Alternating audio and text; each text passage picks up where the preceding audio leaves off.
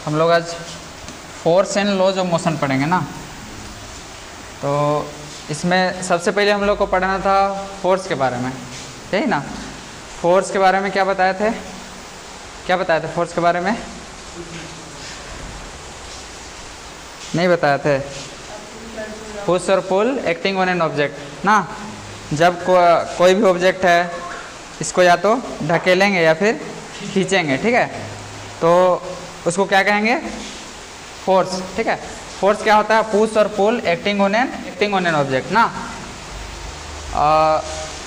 तो फोर्स का हम लोग बहुत चीज़ में यूज करते हैं, जैसे कि ये हम लोग का बॉडी है, ठीक है, इसको हम लोग क्या कर रहे हैं, ढकेल रहे हैं, या फिर इसको हम लोग खींच के क्या कर रहे हैं, ले जा रहे हैं। तो देखो force are used in everyday actions like pushing, pulling, lifting, कोई चीज़ को उठाने के लिए, ये सब के लिए करते हैं, ठीक। जैसे कि ये क्या कर रहा है, लिफ्टिंग का काम कर रहा है ना। ये सब में क्या हो रहा है, फोर्स लग रहा है। देखो फोर्स का क्या क्या इफेक्ट होता है, फोर्स को हम लोग देख नहीं सकते हैं, लेकिन देखो फोर्स क्या क्या कर सकता है। फोर्स एक स्टेशनरी, मतलब कोई वैसा ऑब्जेक्ट जो कि रेस्ट में है, ठीक है, उसको क्या कर सकता है, मूव कर सकता है। जैसे कि ये एक स्टेशनरी ऑब्जेक्ट है ना, इसमें हम लोग फोर्स लगाया तो ये क्या हुआ, मूव हो गया, पहला पॉइंट। फिर दूसरा पॉइंट क्या है, अब force can stop a moving object, कोई मूव करते हुए कोई बॉल आ रहा है, ठीक है, उसको हम लोग क्या किए, रोक दिए, ठीक है। फिर तीसरा पॉइंट हम लोग क्या पढ़े, ये स्पीड को चेंज कर सकता है, पढ़े थे अभी। इसके बाद अब फोर्स कैन चेंज डायरेक्शन, अगर कोई बॉल इधर से आ रहा है, हम इधर से मार दिए तो क्या होगा, डायरेक्शन उसका चेंज हो गया। शेप भी चेंज कर सकता है, जैसे कि टूथपेस्ट देखा होगा, कोलगेट, ठीक है, उसको जैसे प्रेस करते हैं वैसे उसका शेप क्या होता है, चेंज हो जाता है। तो फोर्स ये सब चीज़ कर सकता है, फोर्स क्या क्या कर सकता है, ये सब बताया गया, कोई दिक्कत नहीं है। अब देखो यही सब के बारे में इसमें बताया गया कि कैसे, मतलब एग्जाम्पल से समझाया है इसमें, और कुछ है नहीं। इसके बाद हम लोग देखते हैं बैलेंस और अनबैलेंस फोर्स। किसके बारे में, बैलेंस और अनबैलेंस फोर्स। तो जैसे कि मान लेते हैं ये हम लोग का एक ब्लॉक है, ठीक, क्या है, ये एक ब्लॉक है, इसमें इधर से 10 न्यूटन का फोर्स लगा रहे हैं, इधर से 10 न्यूटन और इधर से भी 10 न्यूटन, ठीक है। तो अगर इसमें नेट फोर्स का बात करें, ठीक है, तो अगर डायरेक्शन हम लोग इधर से ले रहे हैं तो इसको अगर 10 प्लस में ले रहे हैं तो इसको लेना होगा माइनस में 10 न्यूटन, ठीक है। तो इसका अगर नेट फोर्स निकालना चाहे, एफ नेट क्या हो जाएगा, 10 न्यूटन माइनस 10 न्यूटन, तो क्या हो जाएगा, 0। मतलब अगर तुम 10 न्यूटन का फोर्स इधर से लगा रहे हो और 10 न्यूटन का फोर्स इधर से, नेट फोर्स इसमें क्या हुआ, 0। तो जब भी कोई बॉडी में नेट फोर्स 0 होगा तो उसको बोलेंगे बैलेंस फोर्स। देख लो बैलेंस फोर्स क्या होता है, if the resultant of all force acting is 0, जब भी जितना भी फोर्स इस बॉडी में हो सकता है, ऊपर से नीचे से सब तरफ से लग रहा है, तो नेट फोर्स जब भी 0 रहेगा तो क्या बोलेंगे उसको, बैलेंस फोर्स। दिक्कत नहीं है, बैलेंस फोर्स में कोई दिक्कत नहीं है। इसमें एग्जांपल से समझाया, जैसे कि ये वाला रस्सी खींचने वाला, स्कूल से में कभी देखे होंगे, देखे है ना। अगर बैलून को हम लोग प्रेस कर रहे हैं, देखिए यहाँ पे लिखा हुआ है when a balloon is pressed between hands balance force equal and opposite force. तो इधर से अगर कोई बैलून को दबा रहा है तो उधर से भी दबाना पड़ता है ना, नहीं तो बैलून में पता चला इधर से दबाया उधर भाग गया, होगा ना। प्रेस करना है मतलब दोनों साइड से क्या लगाना होगा, इक्वल एंड अपोजिट फोर्स, समझ रहा है। तो देखो बैलेंस फोर्स मोशन को प्रोड्यूस नहीं कर सकता है, ठीक है, और स्टॉप अ मूविंग ऑब्जेक्ट। तो बैलेंस फोर्स कोई ऑब्जेक्ट को मोशन नहीं देता है और ना ही मूविंग ऑब्जेक्ट को रेस्ट में लाने का काम करता है, लेकिन ये क्या करता है, वो देखो they can however change the shape of body, body का शेप को चेंज कर देता है। जैसे कि कोई टूथपेस्ट ही हो गया, ठीक है, उसको हम लोग प्रेस कर दे रहे हैं, प्रेस कर रहे हैं तो क्या हो रहा है, दोनों साइड से इक्वल एंड अपोजिट फोर्स लगा रहे हैं, तो उसका शेप क्या हो रहा है, चेंज हो जा रहा है, हो रहा है ना। बैलून को ही प्रेस कर रहे हैं तो क्या हो रहा है, बैलून का शेप चेंज हो जा रहा है। यही बता रहा है कि बैलेंस फोर्स ना ही स्टेशनरी बॉडी को मोशन में नहीं लाता है, ना ही मोशन वाला बॉडी को रेस्ट में लाता है, बस ये उसका शेप को चेंज करता है, ठीक है। अगर कोई बॉडी है, ठीक है, जैसे कि यही है, ठीक, इसमें अगर बहुत ज़्यादा फोर्स दोनों साइड से लगा है तो ये क्या हो गया, टूट जाएगा, मतलब इसका शेप क्या हो गया, चेंज हो गया, समझा। अब देखो अनबैलेंस फोर्स इसका क्या हो जाएगा, जस्ट उल्टा। कहने का मतलब if the resultant of all force, मतलब अगर सम ऑफ ऑल फोर्स, जैसे कि ये एक बॉडी हम लोग ले लेते हैं, ठीक है, इधर से लग रहा है 10 न्यूटन, इधर से लग रहा है 10 न्यूटन, इधर से लग रहा है मान लेते हैं ऊपर से भी लग रहा है, ऊपर से लग रहा है 15 न्यूटन का, ठीक। तो इसमें नेट फोर्स क्या हो जाएगा, ये बॉडी किधर जाएगा, डाउनवर्ड की ओर जाएगा, क्योंकि देखो इधर और इधर क्या हो रहा है, 10 न्यूटन दोनों साइड से लग रहा है, मतलब इस डायरेक्शन में क्या हुआ, नेट फोर्स 0 हुआ, लेकिन इस वर्टिकल डायरेक्शन में क्या हुआ, नेट फोर्स 0 नहीं हुआ। इसके कारण क्या हो जाएगा, ये अनबैलेंस फोर्स कहलाएगा। देखो, if the resultant of all force acting on an body is not 0, जब 0 नहीं रहेगा तो क्या बोलेंगे उस फोर्स को, अनबैलेंस फोर्स। दिक्कत है नहीं है। Unbalance force can move a stationary object और they can stop a moving object. तो अनबैलेंस फोर्स क्या कर सकता है, एक मूविंग ऑब्जेक्ट को स्टेशनरी में ला सकता है, मतलब रेस्ट में, और एक रेस्ट ऑब्जेक्ट को मूव करा सकता है। जैसे कि ये हम लोग का क्या है, रेस्ट है, इसको हम लोग अनबैलेंस फोर्स लगाएंगे तो ये क्या करेगा, मूव करेगा। ये लिखा हुआ है, समझ में आ रहा है। देखो एग्जाम्पल समझा रहा है, ठीक। तो इसका एग्जाम्पल जैसे कि बता रहा है, फोर्स ऑफ पुश। कोई भी चीज़ को हम लोग ढकेल के कब पाते हैं, जैसे कि अगर इसको इधर से प्रेस कर रहा है, ठीक है, तो थोड़ा बहुत फोर्स लगाएंगे तो ये मूव नहीं करेगा, ठीक है, क्योंकि जितना हम लोग फोर्स लगा रहे हैं उतना ही अपोजिट फोर्स हम लोग को फ्रिक्शन फोर्स क्या हो रहा है, इस डायरेक्शन में लग रहा है, ठीक है। लेकिन जैसे ही उससे ज़्यादा फोर्स लगाएंगे, मतलब अनबैलेंस फोर्स, तो क्या होगा, ये मूव कर जाएगा। समझ रहा है, ठीक है। यही बोल रहा है, फोर्स ऑफ आवर पुश। जब भी किसी को ढकेलते हैं तो अनबैलेंस फोर्स लगाते हैं, तभी वो मूव करता है, ठीक है।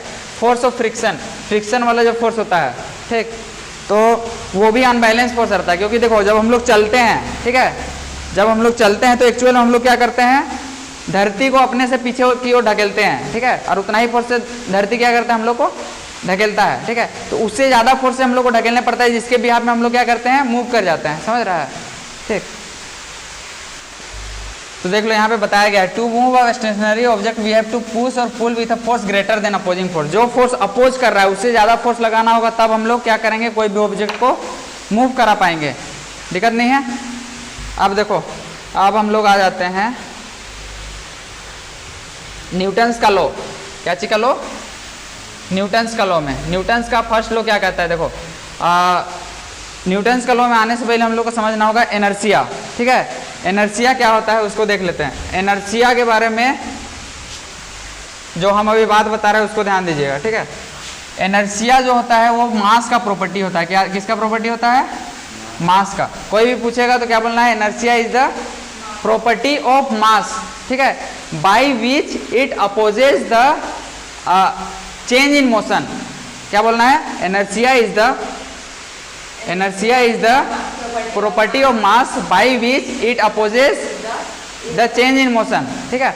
तो जैसे कि अगर कोई 1 kg का कोई ऑब्जेक्ट है, 1 kg का कोई एक बॉडी है और कोई एक बॉडी है 5 kg का, ठीक है, 1 kg का है और एक क्या है 5 kg का। तो हम लोग को क्या होगा, 5 kg वाला दोनों क्या, हम लोग मान ले रहे हैं कि दोनों रेस्ट में है। कैसा है, रेस्ट में है। तो हम लोग को क्या करना होगा कि 1 kg वाला को जितना फोर्स में हम लोग मूव करा पाएंगे उससे ज़्यादा फोर्स लगाना होगा 5 kg वाला में, 5 kg वाला को मूव कराने में, ठीक है। तो इसका मतलब क्या है कि कहीं ना कहीं इसका इनर्शिया क्या है, ज़्यादा है, ठीक है। तो इनर्शिया क्या होता है, property of mass by which it's opposes change in motion. तो अगर हम लोग देखो, अगर मान लेते हैं इन लोग 1 kg वाला जो ऑब्जेक्ट है ये भी v वेलोसिटी से मूव कर रहा है, ठीक है, और ये भी v वेलोसिटी से दोनों मूव कर रहा है, दोनों का वेलोसिटी सेम है, ठीक है। तो अगर तुमको रोकने के लिए बोला जाए 5 kg वाला और 1 kg वाला, ठीक है, दोनों एक स्पीड से ही आ रहा है, ठीक है, तो हम लोग को दोनों को एक ही फोर्स से हम लोग रोक पाएंगे, नहीं रोक पाएंगे, ठीक है। तो इसको रोकने के लिए क्या करना होगा, ज़्यादा फोर्स लगाएगा, ठीक है। तो ये इनर्शिया क्या होता है, प्रॉपर्टी ऑफ मास, ठीक है, बात को ध्यान दो, property of mass by which it opposes change in motion, ठीक है। जैसे कि ये मोशन में है तो इसको रेस्ट में लाने के लिए ज़्यादा फोर्स लगाना पड़ेगा, ज़्यादा मास है तो इनर्शिया ज़्यादा है, ठीक है। समझ में आ गया, दिक्कत नहीं है। तो न्यूटन्स का पहला लॉ को लॉ ऑफ इनर्शिया भी कहा जाता है, लिख लो कहीं पे, ठीक है। पहला लॉ को क्या कहा जाता है, लॉ ऑफ इनर्शिया। इनर्शिया में दिक्कत नहीं है। देखो लॉ ऑफ इनर्शिया क्या कहता है कि if a body is in rest, तो ये अगर कोई बॉडी रेस्ट में है तो ये रेस्ट में ही रहना चाहेगा, ठीक है, और it is in motion it wants to be in motion. कहने का मतलब अगर कोई बॉडी मोशन में है तो मोशन में ही रहना चाहता है, रेस्ट में है तो रेस्ट में ही रहना चाहता है, अनटिल और unless an external unbalance force is applied, an external force is applied. जब तक हम लोग उसमें कोई बाहरी बल एक्सटर्नल फोर्स ना लगाएंगे तब तक वो क्या करेगा, जैसा में है, मतलब अगर मोशन में है तो मोशन में ही रहेगा। तो जैसे कि अगर हम लोग कोई एक बॉल को फेंक दे रहे हैं, मतलब अगर उसमें कोई external force, gravity, friction, air का जो ड्रैग लगता है वो सब अगर ना लगे तो ये क्या रहेगा, वो हमेशा मूव करते ही रहेगा। ठीक है, यही कहना है पहला लॉ का। ठीक है, और इसको क्या कहा जाता है, लॉ ऑफ इनर्शिया। देख लो, a body at rest will remain at rest and a body in motion will continue to in motion with a uniform speed unless it is compelled by an external force change in state or rest of uniform motion। तो देख लो, जब तक इसमें कोई external force ना लगाएंगे वो अपना स्टेट चेंज करना नहीं चाहेगा। मोशन में है तो मोशन ही में रहेगा। ठीक है, समझ में आ रहा है? देख लो यहाँ पे बताया गया, देख लो, heavier the mass is measure of inertia. तो देखो, mass is a measure of inertia of a body, heavier the mass is measure of inertia of body। तो देखो, मास अगर बढ़ेगा तो इनर्शिया भी क्या होगा, बढ़ेगा। ठीक है, और यहाँ पे दिया हुआ है इनर्शिया। देख लो, inertia is the property of a body due to which it resist change in state और ऑफ यूनिफॉर्म मोशन। इनर्शिया क्या है, मास प्रॉपर्टी किसका है, मास का प्रॉपर्टी। ठीक है, जिसके कारण वो किसी भी टाइप का चेंज इन मोशन को क्या करता है, अपोज करता है। हाँ, क्या चीज, हाँ, तो हेवियर ऑब्जेक्ट मतलब अगर हम लोग कंपेयर करें कोई ज़्यादा वजनदार वाला ऑब्जेक्ट का, ठीक है, तो उसका इनर्शिया क्या होगा, ज़्यादा होगा। ठीक, यही सब इसमें है पहला लॉ में। ठीक है, इसके बाद हम लोग को मोमेंटम पढ़ना होगा। ठीक, तब हम लोग सेकेंड लॉ में आ पाएंगे। ठीक, क्योंकि हम लोग को सेकेंड लॉ में डेफिनेशन ही कहता है कि चेंज इन मोमेंटम। मोमेंटम सबसे पहले जान लेते हैं। ठीक है, मोमेंटम होता है प्रोडक्ट ऑफ, मोमेंटम लिख लीजिए। ठीक है, मोमेंटम होता है product of mass and velocity, product of mass and velocity. क्या होता है मोमेंटम, मास और वेलोसिटी का प्रोडक्ट को ही क्या कहते हैं, मोमेंटम। तो इसमें देखो मोमेंटम कहाँ दिया हुआ है, नीचे Newton's first law of motion ही है ना, इसी को भी समझा रहा है। तो देखो यहाँ पे momentum, the momentum of a body is defined as product of mass and velocity. तो मोमेंटम को डिनोट किया जाता है पी से। क्या चीज़ से, पी से। पी बराबर क्या होता है, मास इंटू वेलोसिटी। दिक्कत नहीं है, मोमेंटम को डिनोट करते हैं हम लोग पी से। पी इक्वल होता है मास इंटू वेलोसिटी। ठीक, तो अगर किसी बॉडी का मास मोमेंटम अगर निकालना चाहें, ठीक है, तो उसके लिए हम लोग को उसका मास और वेलोसिटी जानना होगा। ठीक है, तो हम लोग मान लेते हैं ये एक बॉडी है जो कि 1 kg का है। कितना का है, 1 kg का, और ये 5 मीटर पर सेकेंड का स्पीड से जा रहा है। ठीक है, तो इसका मोमेंटम क्या होगा, P इक्वल टू mv, मतलब 1 × 5, और इसका यूनिट क्या हो जाएगा, तो ये 5 आ गया, और यूनिट देखिए मास का क्या होता है, केजी, और वेलोसिटी का मीटर पर सेकेंड होता है ना, तो इसका यूनिट क्या हो जाएगा, केजी मीटर पर सेकेंड। दिक्कत नहीं है। मोमेंटम क्या होता है, product of mass and velocity. तो देखो इमेजिन करो, अगर हम लोग मास को कांस्टेंट रहना चाहते हैं, मतलब मेरे पास मान लेते हैं 2 मास है। ठीक है, एक मास 1 kg का है, दोनों मास 1 ही kg का है। ठीक है, और एक को 5 मीटर पर सेकेंड का स्पीड से अभी चला दिए, तो इसका मोमेंटम कितना हो गया, 5। ठीक है, और अगर इसका मोमेंटम को हम लोग बढ़ाना चाहते हैं, क्या करना चाहते हैं, बढ़ाना चाहते हैं, तो हम लोग अगर मास को कांस्टेंट रखना चाहे और वेलोसिटी को अगर बढ़ाना चाहे, वेलोसिटी को अगर बढ़ाए तो भी इसका मोमेंटम बढ़ेगा। ठीक है, तो मोमेंटम डायरेक्टली प्रोपोर्शनल होता है मास और वेलोसिटी दोनों का। मास को बढ़ाएंगे तो भी मोमेंटम बढ़ेगा, वेलोसिटी बढ़ाएंगे तो भी मोमेंटम बढ़ेगा। ठीक है, तो जैसे कि अगर एक बॉल है, ठीक है, बॉल अगर तुमको धीरे से कैच करने के लिए देंगे तो आसानी से कैच कर लेगा, और जोर से अगर देंगे तो क्या होगा, आसानी से नहीं कैच कर पाएगा। तो अभी न्यूटन्स का सेकेंड लॉ आएगा ना, तो इसमें इसको अच्छे से समझ में आएगा। अभी रुको, थोड़ा सा रुको। ठीक, तो मोमेंटम समझ में आ गया ना। देखो यहाँ पे क्वेश्चन पूछ रहा है, देखो problem, what is the momentum of man. एक आदमी का मास दिया हुआ है, ठीक है, और वेलोसिटी दिया हुआ है। मास इंटू वेलोसिटी क्या हो जाएगा, मोमेंटम। तो देख लो 75 × 2 150 kg मीटर पर सेकेंड मोमेंटम। दिक्कत है क्वेश्चन में, कोई दिक्कत नहीं है। अब हम लोग आ जाते हैं न्यूटन्स का सेकेंड लॉ ना। चलो देखो न्यूटन्स का सेकेंड लॉ। तो न्यूटन्स का सेकेंड लॉ कहता क्या है कि जो कोई भी बॉडी में जो अप्लाइड फोर्स होता है, ठीक है, क्या होता है, अप्लाइड फोर्स डायरेक्टली प्रोपोर्शनल होता है rate of change of momentum के। मतलब जो हम लोग का अप्लाइड फोर्स होता है वो डायरेक्टली प्रोपोर्शनल होता है किसके, rate of change of momentum, rate of change of momentum. कहने का मतलब अगर हम लोग फोर्स निकालना चाहते हैं, ठीक है, तो हम लोग इसको क्या लिख सकते हैं, देखो force is directly proportional to rate of change of momentum, क्या लिख सकते हैं, फाइनल मोमेंटम, ठीक है। तो मोमेंटम को डिनोट करते थे पी से, करते थे ना, तो पी एफ क्या हो जाएगा, फाइनल मोमेंटम को पी एफ बोल रहे हैं, minus P initial, initial momentum को पी आई बाई टाइम, ठीक है। और मोमेंटम बराबर क्या होता है, मास इंटू वेलोसिटी। तो फाइनल वेलोसिटी को हम लोग वी से डिनोट करते थे ना, करते थे कि नहीं, v इक्वल टू होता था फाइनल वेलोसिटी, फाइनल वेलोसिटी, और u equal to initial velocity, initial velocity. तो यहाँ पे देखो जो हम लोग का फोर्स होता है वो डायरेक्टली प्रोपोर्शनल होता है change in momentum by time taken. अभी हम लोग बताएं, देख लो P F minus P I क्या है, change in momentum by time taken, है ना।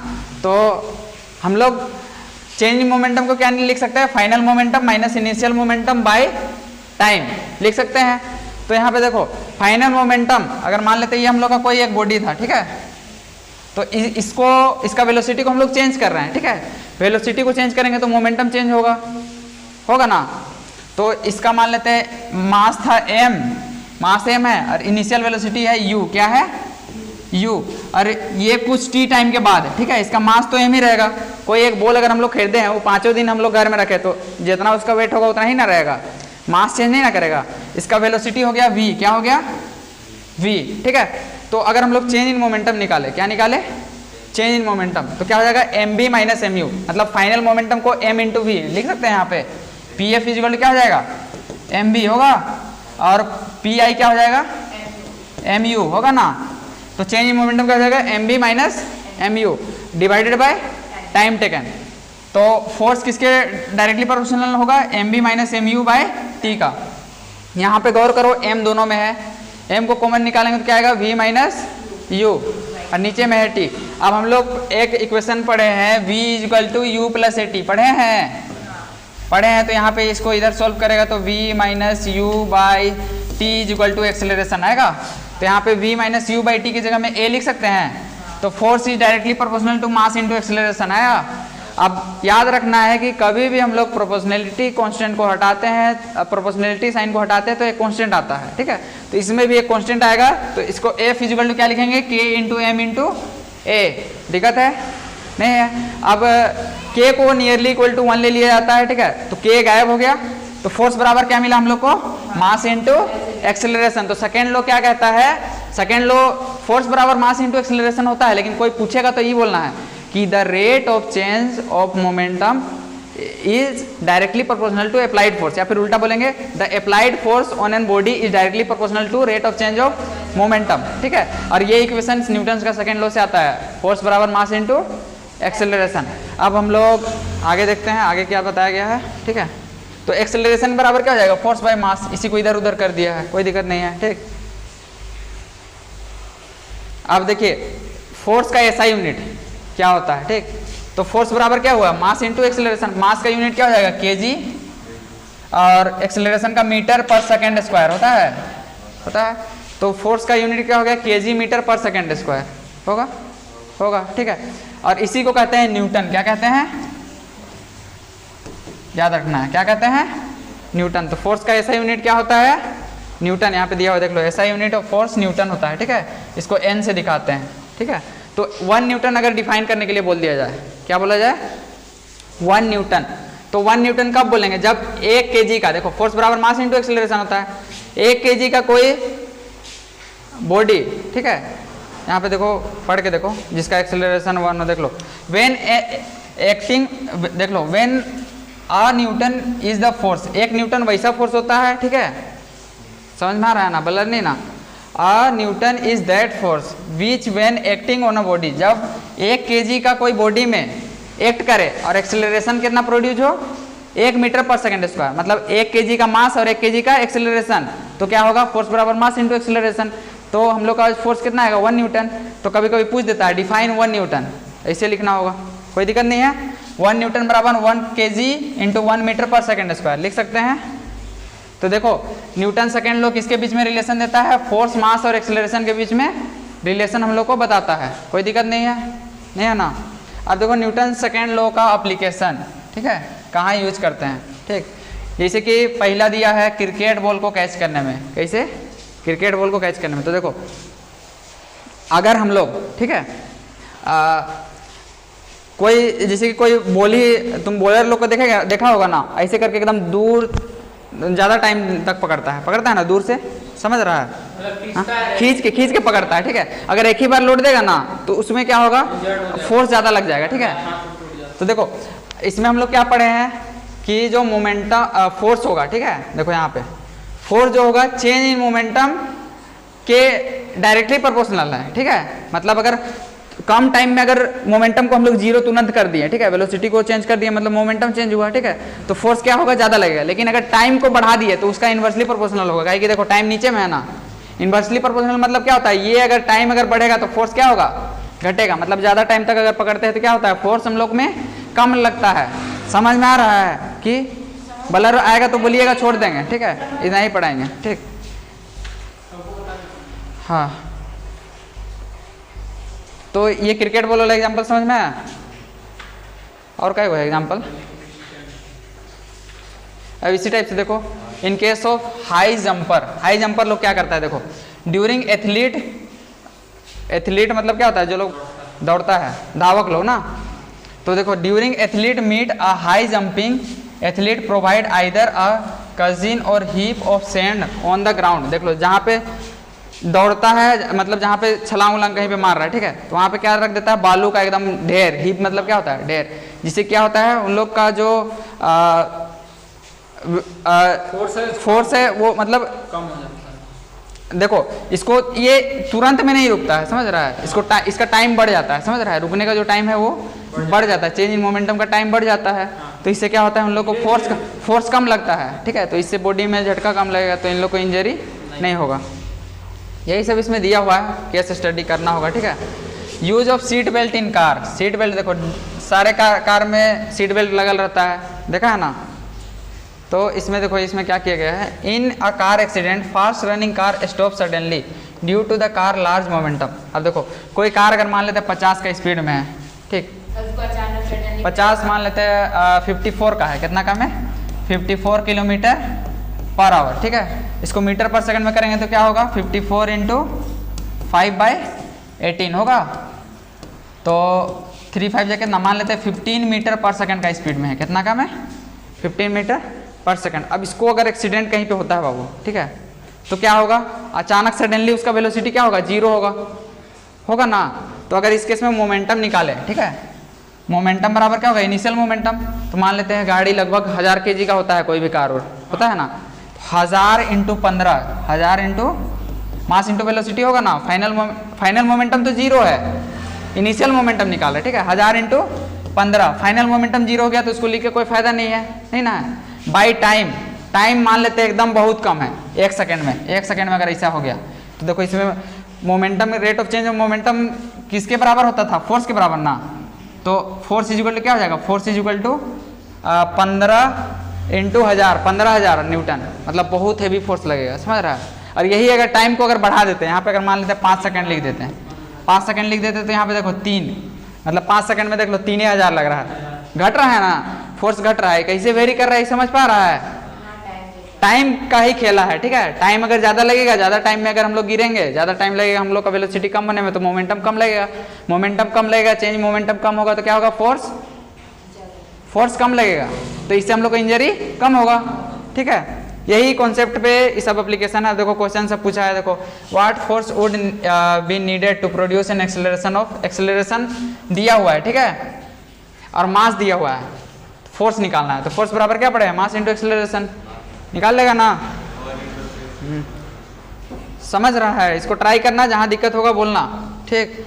न्यूटन्स का तीसरा नियम इसी के बाद है, किसके बाद है, देखो तीसरा नियम क्या कहता है, एवरी एक्शन है इक्वल एंड अपोजिट रिएक्शन। मतलब अगर हम लोग इस बोर्ड को 5 न्यूटन का फोर्स से ढकेल रहे हैं, तो ये बोर्ड भी हमको 5 न्यूटन का फोर्स से क्या कर रहा है, अपोजिट डायरेक्शन में ढकेल रहा है। ठीक है, देख लो यहाँ पे दिया हुआ होगा, देख लो न्यूटन्स का तीसरा नियम क्या कहता है, इधर नीचे है, देख लो।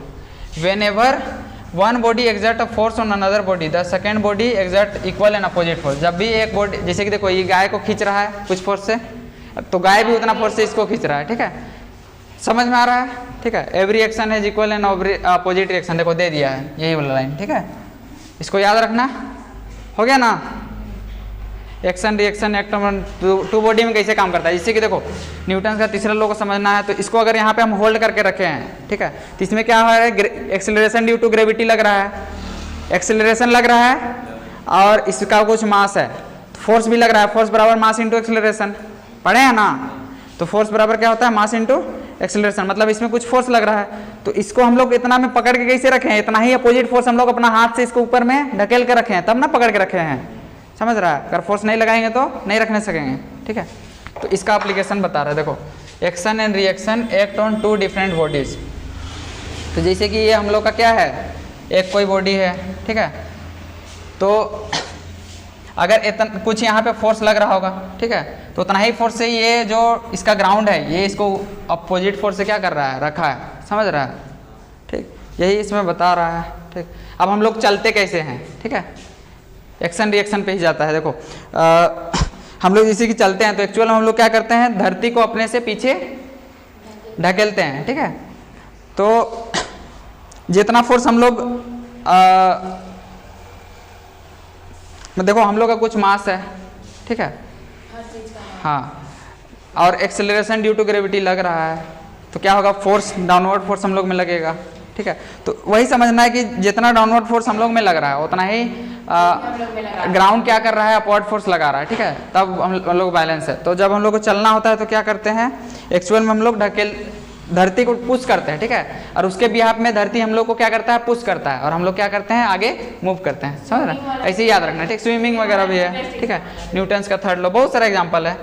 गन वाइट गन रिकॉइल्स, जब भी बंदूक चलाएंगे ना तो बंदूक पीछे ढकेलेगा, ढकेलता है, नहीं ढकेलता है, बंदूक चलाई भी नहीं किया, बच्चा लोग वाला भी नहीं चलाया है कभी छोटा छोटा वाला। तो जैसे कि देखो इसका मास तो कम रहता है ना बाबू, लेकिन वेलोसिटी ज़्यादा रहता है। ठीक है, फोर्स बराबर क्या हो जाएगा, चेंज इन मोमेंटम ना, rate of change on momentum. तो इसका इनिशियल मोमेंटम क्या था, वेलोसिटी इसका इनिशियल में 0 था। ठीक, अचानक इसमें क्या आ गया, वेलोसिटी आ गया, तो मोमेंटम में क्या आया, चेंज आया, तो इसमें फोर्स लगेगा। ठीक है, तो ये फोर्स इधर लगाएगा, ठीक है, और उसके बिहाफ में इधर एक्शन होगा। ठीक है, तो इसका क्या है, बंदूक का मास ज़्यादा है, तो ये जितना स्पीड से ये मूव कर रहा है उतना स्पीड से ये मूव नहीं करेगा। ठीक है, तो ये कुछ थोड़ा कम झटका देता है इसका से। ठीक है, गोली ज़्यादा स्पीड से जाता है और बंदूक थोड़ा कम स्पीड से पीछे की ओर झटका देता है। क्यों कम स्पीड से देता है, क्योंकि इसका मास ज़्यादा है, तो वही मोमेंटम को मेंटेन रखने के लिए समझिए। ठीक है, समझ सकते हैं।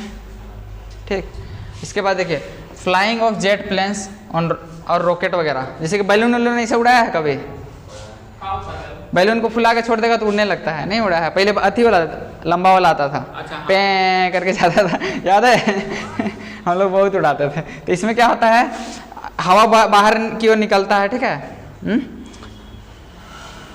तो बाहर की ओर क्या लगाता है, एक फोर्स लगाता है। ठीक है, तो उसके बिहाफ में क्या करता है, वो अपने आप को ऊपर मूव करता है। ठीक है, इसी टाइप से देखो इसका जेट इंजन होता है। ठीक है, जेट इंजन जब चलता है तो क्या करता है, हवा को आगे का हवा को खींच के पीछे एकदम प्रेशर के साथ पीछे ढकेलता है। ठीक है, पीछे ढकेलता है तो एरोप्लेन उसके बिहाफ में क्या होता है, आगे बढ़ जाता है। ठीक है, यही सब है, इसको डिटेल में नेक्स्ट क्लास में डिस्कस करेंगे। आज के लिए इतना ही रखो। ठीक है, कि खत्म हो गया है चैप्टर, अभी मोमेंटम का कंजर्वेशन नेक्स्ट क्लास में पढ़ाएंगे। ठीक है, law of conservation of linear momentum. ठीक है, आज के लिए इतना ही रखो। तुमको क्या डाउट था बाबू, बोलो बोलो ना, क्वेश्चन बोलो ना। 11 नंबर देखो, 11 नंबर क्या बोलता है, समझ में आ गया ना इतना तक, कोई दिक्कत? ठीक है, इतना तक आज क्लियर रखिए, बहुत ज़्यादा डोज दे देंगे दिक्कत हो जाएगा। ठीक, इतना काफ़ी है। तो 11 नंबर देखिए, 11 नंबर देखो बाबू क्या बोल रहा है, अ टीवी टावर ना, एक टीवी टावर है vertically on bank of canal from a point to another point directly opposite to tower opposite the tower the angle of elevation of top of tower 60 degree from another point 20 metre away from this point the line joining this point foot of the tower the angle of elevation of top of the tower is 30 degree height of the tower and width of the canal। तो देखो भाई इसमें इस type से है, ठीक है, ये एक टावर है, क्या है टावर, तो इसको नेमिंग करते चलो, ठीक है, ये मान लेते हैं ए और बी, ठीक है, तो ये एक पॉइंट हम लोग मान लेते हैं यहाँ पे सी, ठीक है, यहाँ से ये एंगल बना रहा है, यहाँ ज़्यादा बनाएगा ना 60 डिग्री बना रहा है, कितना बना रहा है 60 डिग्री, ठीक है, और इससे 20 मीटर दूर आ रहा है, कितना दूर आ रहा है 20 मीटर दूर आ रहा है, तो ये जो एंगल ऑफ एलिवेशन हो जा रहा है 30 डिग्री, कितना हो रहा है 30 डिग्री, ठीक है, इसको नेमिंग कर दो डी, ठीक है, तो तुमको इस DC का लेंथ दिया हुआ है और तुमको हाइट निकालना है, क्या निकालना है, find the height of the tower and width of canal, मतलब ये कैनाल है, ठीक है, इसको कैनाल बोल रहा है, ठीक है, तो CB भी निकालना है और हाइट भी निकालना है। अब देखो इसमें दिमाग कैसे लगा है, तो हमको देखो परपेंडिकुलर और बेस को कंपेयर करना होगा, हाँ, तो इसमें देखो सबसे पहले कौन सा टोटल इसको ले लेते हैं, ठीक है, तो अगर इसको हम लोग x मान लेते हैं CB को, तो टोटल DB बराबर क्या हो जाएगा, DB बराबर हो जाएगा हम लोग का 20 + x 20 + x होगा, कोई दिक्कत नहीं है। अब देखो हम लोग इन ट्रेंगल ADB, बात नहीं कीजिए, ADB में जाते हैं, ठीक, किस में ADB, ठीक है, ADB में क्या होगा 10 कितना डिग्री 10-30 डिग्री, परपेंडिकुलर का बाई क्या होता है बेस, परपेंडिकुलर क्या है AB जो कि क्या है height of tower, divided by हो जाएगा DB होगा, divided by DB, AB by DB की जगह में हम लोग पुट कर देंगे वैल्यू, तो ये हो जाएगा AB बाई DB की जगह में 20 + x, ठीक है, 20 + x, और 10-30 का वैल्यू कितना होता है 1/√3 equal to AB by 20 + x, तो हम लोग AB निकाल सकते हैं, AB बराबर क्या हो जाएगा बाबू 20 + x बाई √3, 20 + x बाई √3, दिक्कत है नहीं है, 20 + x बाई √3, किसी टाइप का कोई दिक्कत नहीं है। अब देखो अब हम लोग इस ट्रेंगल में जाएंगे, किसमें ट्रेंगल ACB, अब देखो कॉन्सेप्ट क्या लगाएंगे अभी समझ में आएगा, ठीक, अब हम लोग जाते हैं इन ट्रेंगल ACB, इसमें देखो ये एंगल कितना बन रहा है 60 डिग्री, तो इसमें लगाएंगे 10-60 डिग्री, कितना लगाएंगे 10-60, क्या है कि हमको परपेंडिकुलर से बेस की ओर कंपैरिजन करना है, ठीक है, तो AB बाई क्या हो जाएगा AB बाई CB, ठीक है, CB की जगह में x लिखेंगे तो AB बाई हो जाएगा AB बाई x, 10-60 डिग्री कितना होता है √3 बराबर AB बाई x हो गया, तो ये हो जाएगा हम लोग का AB इक्वल टू √3x। अब इसमें देखो इस इक्वेशन को 1 मान लिए थे और इसको मान लेते हैं हम लोग 2, तो इक्वेशन 1 और 2 में दोनों साइड AB है, हम लोग RHS को इक्वल करेंगे तो x मिलेगा, x अगर मिल जाएगा तो हम लोग AB भी निकाल लेंगे, x क्या है x है विड्थ ऑफ कैनाल, ठीक है, तो x निकालते हैं, on equating the RHS of equation 1 and 2 लिखेगा, क्या लिखेगा on equating the RHS of equation 1 and 2, equation 1 और 2 का जब RHS को इक्वेट कर देंगे तो हम लोग को मिलेगा 20 + x by √3, 20 + x by √3 is equal to क्या मिलेगा √3x, √3 × √3 क्या हो गया 3, तो इधर 20 + x बराबर 3x मिलेगा, 20 + x बराबर 3x, अभी वाला x इधर माइनस में जाएगा तो 20 बराबर 2x मिलेगा, तो x बराबर 20/2 मिलेगा, इमेजिन कर सक रहा है 20/2 होगा, ठीक है, 20/2, तो तुमको मिल गया 10, कितना मिल गया 10, ये आ गया अगर 10, तो हम लोग का तो विड्थ ऑफ कैनाल मिल गया, therefore width of canal is equal to 10 metre. अब therefore height of tower is equal to AB is equal to हम लोग क्या पढ़े हैं AB is equal to √3x पढ़े हैं ना, तो height of tower is equal to क्या हो जाएगा height of tower is equal to AB is equal to यहाँ वाला लो √3x, AB क्या लाया थे तो √3 × x की जगह में क्या लाएगा 10, तो तो ये आ जाएगा 10√3 और विड्थ ऑफ कैनाल क्या हो जाएगा? 10/√3। विड्थ ऑफ कैनाल केवल हम लोग एक्स ही ना माने बाबू, width of canal 10 is equal to 10 metre 10 metre is equal to x के बराबर था। ठीक है, तो आंसर आ गया। आंसर चेक कर लो एक बार, 8 ठीक है ना। क्वेश्चन नंबर ये कितना था? 11 नंबर। एनसीईआरटी एक्सरसाइज कौन सा एक्सरसाइज था? 9.1 का 11 नंबर ना, 9.1 का 11 नंबर। ठीक है, ट्राई करना। कितना टाइम हो रहा है अभी? 5 बज गया ना। ठीक है, तब घर भागो। भेज दीजिएगा वो लोग, ठीक है ना, आप लोग का भी हो गया ना? भेज दीजिएगा ये वाला। क्या चीज़? पीडीएफ बना दे, अभी वाला बना दे रहे हैं। ठीक, लास्ट वाला। फाइल सेव एज, चलो कर दिए।